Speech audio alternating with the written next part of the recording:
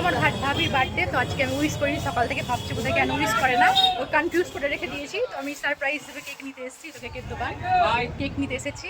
এই তো কাকু, তো নিয়ে যাই আমি ভাবিকে সারপ্রাইজ দেবো। তোমরা দেখতে থাকো, পুরো লাইটিং ঘরে এগুলো সাজিয়েছি এসেছি। এবার দেখি আমি ভাবি কি করছি।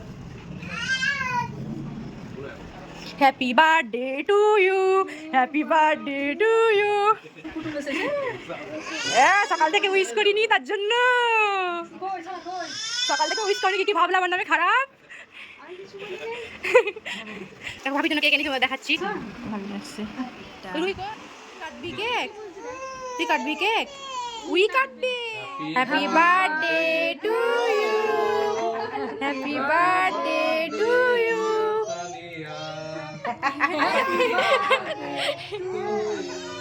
আন্টি এটা করবে না।